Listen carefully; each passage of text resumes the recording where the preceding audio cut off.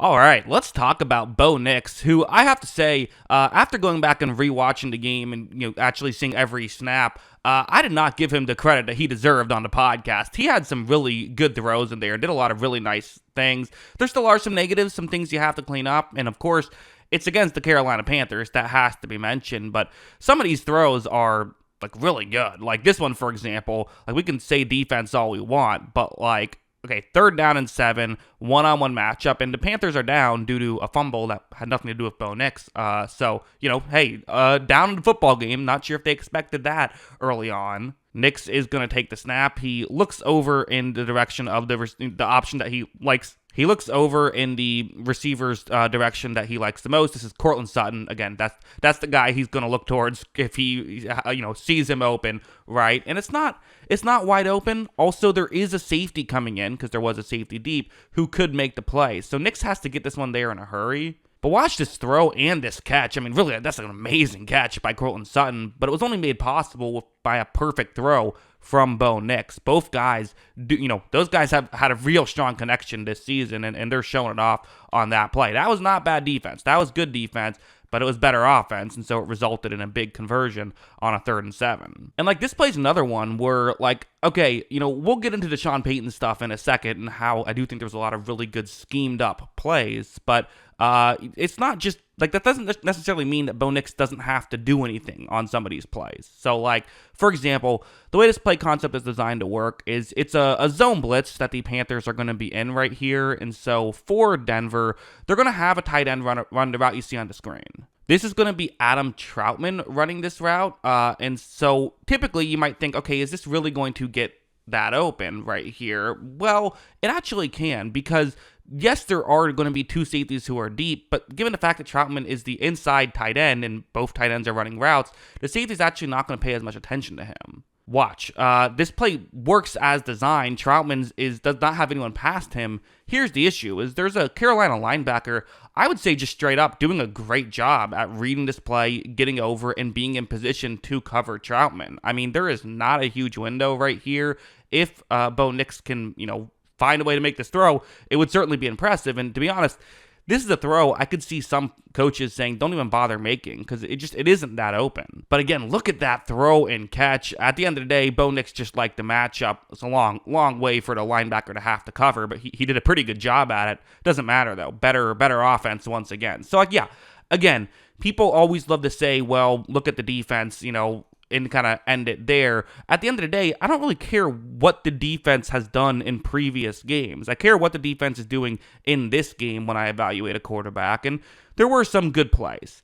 There was not exclusively good defensive plays, and you got to give credit to Denver for that as well. Like this play, which, I mean, this is just becoming a deadly play that the Denver Broncos run, which is the Bo Nix designed rollout towards the top of the screen. I mean, they do this all the time, and it's really becoming, I mean, it's something Sean Payton's always done, but it's been really effective with Bo Nix. Watch as when they run this play action, Carolina really gets fooled, and again, Adam Troutman, I mean, okay, listen, I just sort of talked up Bo Nix on those previous plays of look at these really difficult windows he's throwing into.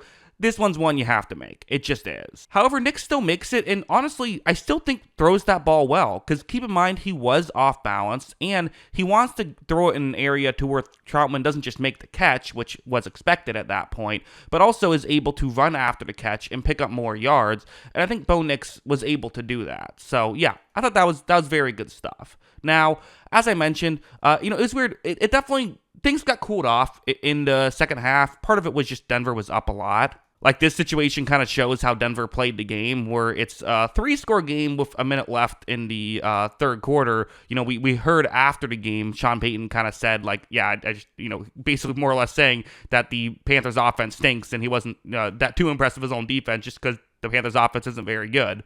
But you also saw that coaching-wise. I mean, this is a 3rd down and 10 right here. So, okay, what kind of design are you going to dial up to try and convert here? Well, instead, Denver's going to just hand the football off, which I'll be honest, I still don't love this decision personally. I would have, again, Bo Nix is having a good day. I say put the ball in his hands. But this is a large part of why the offense kind of cooled down here later on in this one. It was almost by design. They were running the ball a lot. They weren't pushing the ball down the field, trying to make sure they don't make a big mistake to give Carolina a chance. So, yeah, that was a big part of it. Although there were a couple of mistakes, I thought. Like, this play was a weird one, so it's just a bizarre situation of, you look at the concept and also the clock right here. It's a cover 2-man.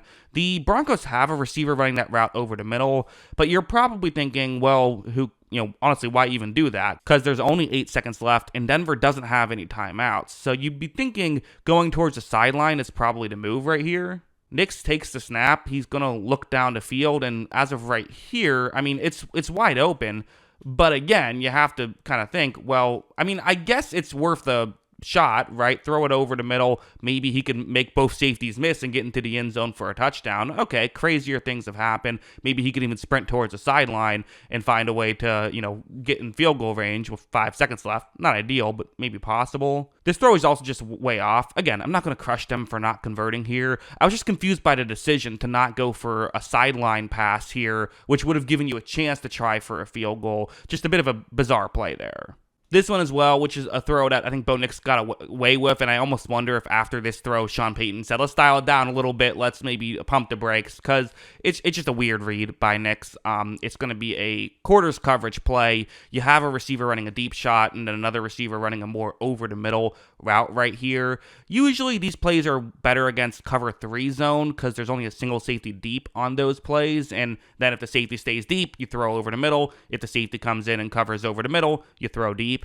Here, when Bo Nix takes a snap, I think he just misread the coverage. I think he thought this was cover 3 zone, saw a safety come down, and so threw it down the field. The issue is there's another safety who's deep right here. I mean, again, it's not a throw you should be making, especially understanding the situation right here. It's 1st and 10. You've been carving up this Carolina team. Don't throw your way out of it. Also, it wasn't a very competitive throw. So, again, most of the throws were good in this game. It was mostly positive, but I do want to bring up a couple negatives, right? You always want to talk about both the good and the bad with Bo Nix. I'm not saying that he stunk out there. He did not.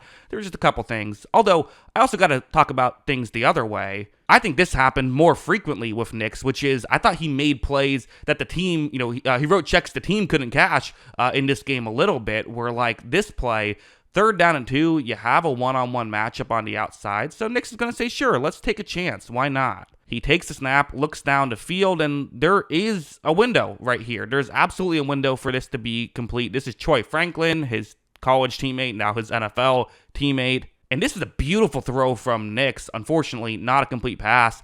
I'm not just bringing this up to pick on Troy Franklin. There was a handful of these. I mean, really, Nix could have had significantly more yards. He still had 284. This could have easily been a 350-yard day had there been a couple more catches. So, yeah, I think if anything, the stat line's fair. The stat line is absolutely fair. And if anything, maybe even a bit underblown. Now, again, there was some Panthers, soft defense, but you're going to get that. It's the Panthers. He did what he should do, which is dominate a team that isn't very good. Sure, they're not very good, but he dominated them, which is cool to see if you're a Broncos fan. So yeah, good performance from Bo Nix. Again, continuing to play well, I think, for the Denver Broncos. That's what I think about all this. What do you think? Let me know in the comments below. Always love hearing from you. And of course, as always, thanks for watching.